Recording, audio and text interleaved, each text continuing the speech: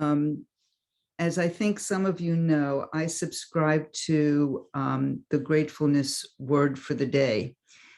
And I just want to share today's quote before we even start settling. This is from Elizabeth Gilbert. I'm making space for the unknown future to fill up my life with yet to come surprises. So I just thought that was nice and timely. So let's take a couple of minutes to breathe together and to settle in our place.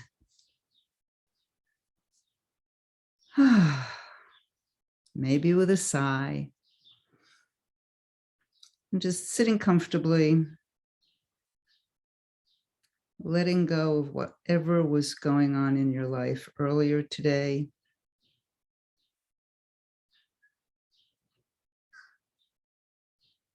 And just appreciating that you are taking time out for yourself.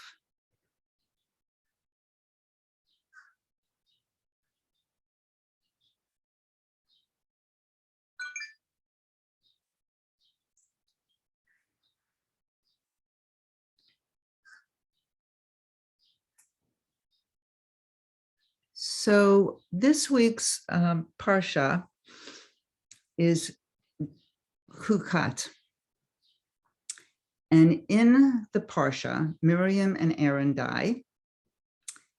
And honestly, I am not going to spend any time today discussing any of the details around the Parsha. I'm really wanting to look at the much bigger picture. So in the introduction to the Parsha from the Torah, a Woman's Commentary, I'm going to share this little piece of their introduction. Repeatedly in this Parsha, healing and new life follow death. In the face of the chaos and the unpredictability of death and its contaminating powers, Numbers 19 responds with a priestly ritual. Numbers 20 focuses on two significant deaths in the community of Israel, that of Miriam and her brother Aaron. Numbers 21 focuses on new opportunities in spite of deep disappointment, as successful battles mark positive change in Israel's future. So the phrases from this introduction that really matter to me are healing and new life follow death, the need for ritual, and new opportunities in spite of deep disappointment. So the deaths that are referred to can be seen as any loss. And honestly, for me, this past week has been marked by some just incredibly deep sense of loss. I feel a loss of liberty. I feel a loss of the fantasy that I live in a just country. I feel the loss of trust in democratic ideals. And this weekend, I feel particularly the loss of life due to gun violence, as one of my grandson's classmates was killed this weekend.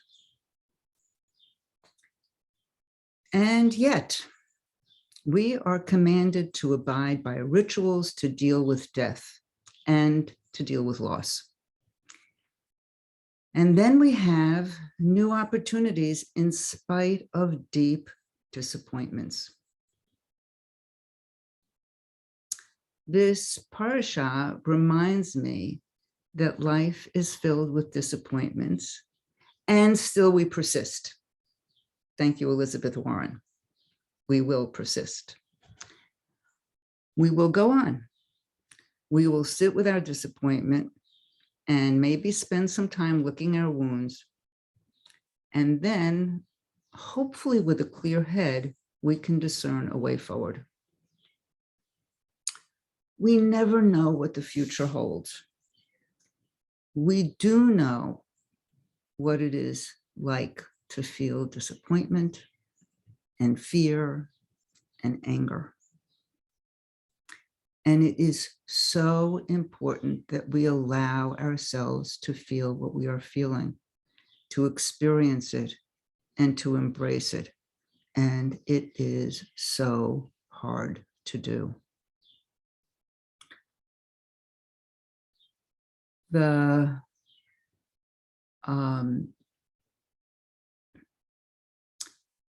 approach to mindfulness meditation that I use is designed to help us each heighten our own self-awareness so that we can understand ourselves and our motivations clearly. And that way we can hopefully make wise decisions for ourselves in how we engage in the world. There are other forms of meditation that are aiming at turning inward in order to gain enlightenment. That's not the Jewish mindfulness meditation approach. Our approach is to use the time to reflect so we can engage in tikkun olam, so we can engage in repairing the world. And it's not easy. So we're going to focus on that today, on embracing the unpleasant and learning how to manage that. So I have a piece that I'd like to read to you from Rabbi Yael Levy, her take on Chukat. She is quite the poet, I think. And as I'm reading this, I invite you to settle into your meditation posture, and then I will guide us in some meditation, and we'll have some silence as well.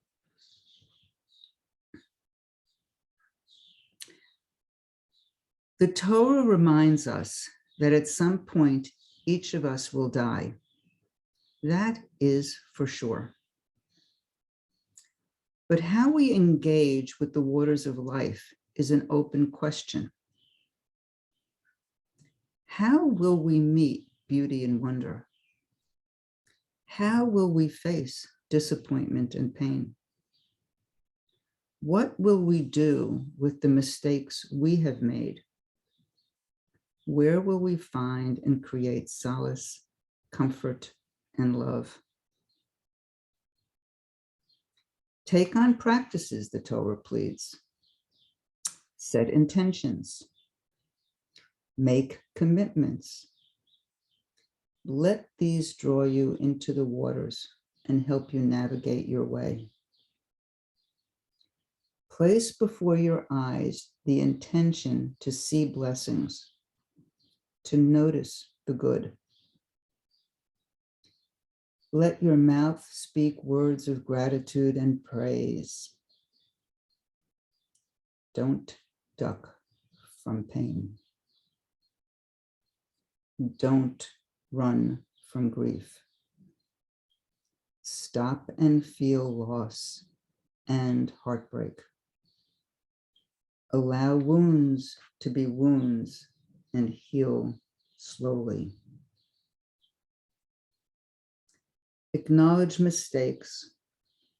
Let these experiences speak and be teachers and guides. The waters of life are in constant motion, and everything passes, changes, becomes something else. Joy, sadness, love, pain. Everything passes, changes, becomes something else.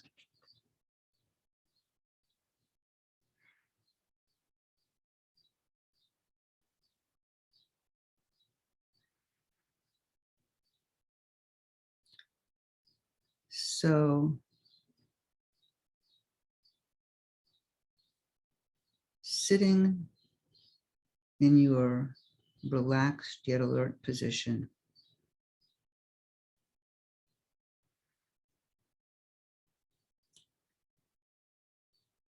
noticing your breath,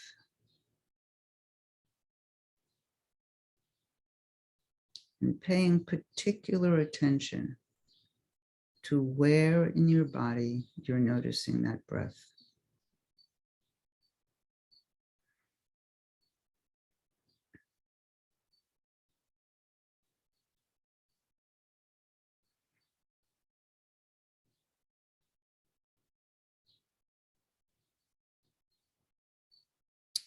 Feeling your sits bones on the chair or cushion.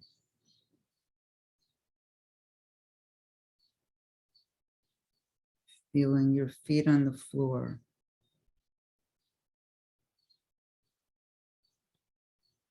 Grounded, supported wherever it is that you're sitting.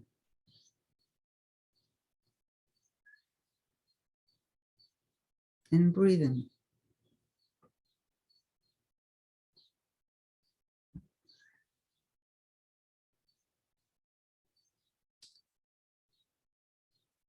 Usually, I suggest that as your mind wanders when you're sitting in meditation, you come back to your breath or whatever your focal point for that day is. I'm going to do this a little bit differently today. So if you'd like, I invite you to allow your mind to wander. And without getting caught up in the story, let some difficulty come up to your awareness. This doesn't have to be a big difficulty. It could be a minor annoyance. But whatever it is, let some challenging image or thought float to the surface.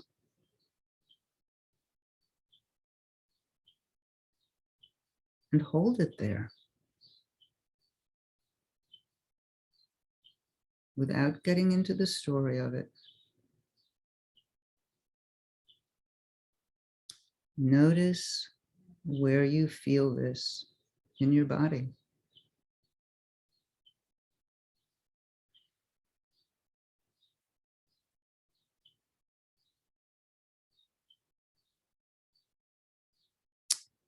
Sometimes when a difficulty arises, we can feel muscles tense or feel a tightening in our gut, a heaviness in our chest, or be kind of surprised that our shoulders are suddenly up at our ears.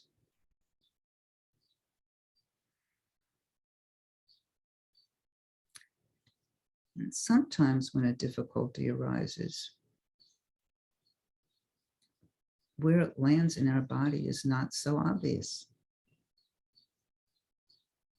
It can be really subtle.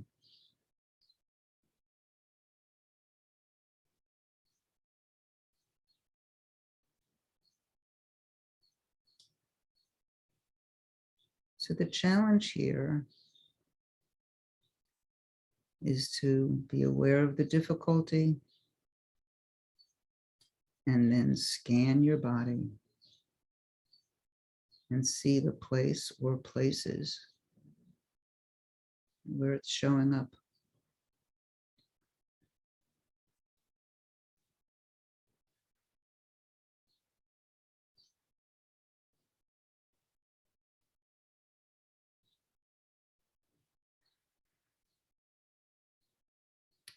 And all the while to continue breathing, knowing that you don't have to change anything. We're allowing.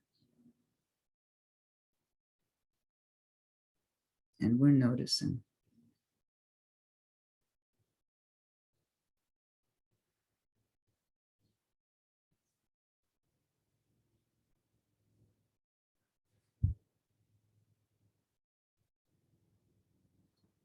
So as you're becoming aware of where in your body you're feeling this challenge, you might want to place a hand on that part of your body and kind of breathe into that part of your body. And this is not with the intention of changing anything,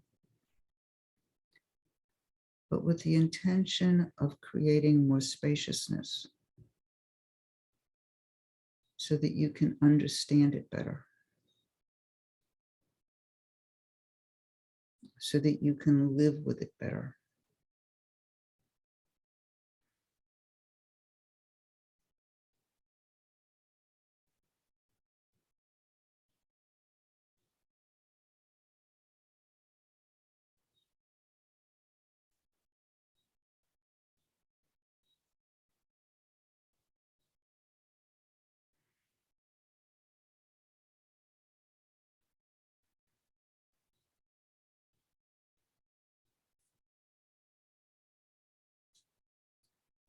And if you'd like, you can say to yourself, "Oof, this is hard.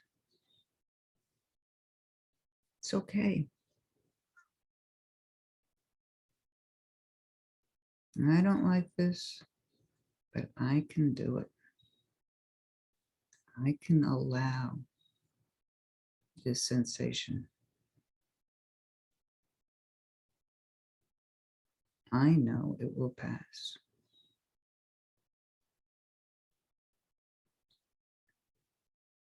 It's okay."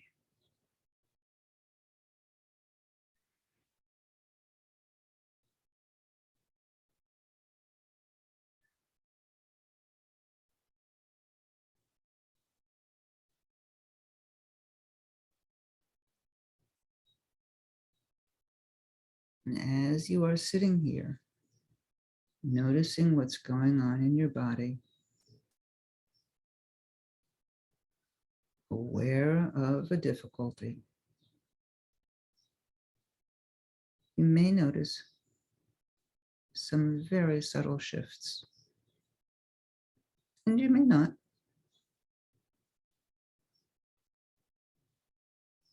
The key is to pay attention and to allow.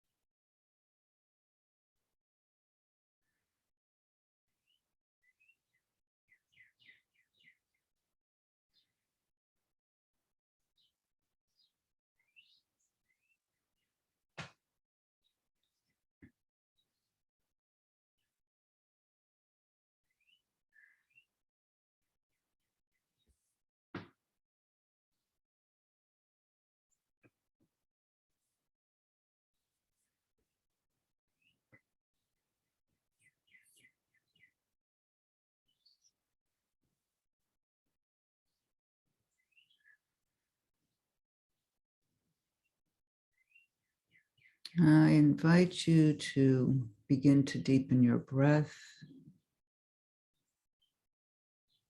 Begin to slowly bring your attention outward.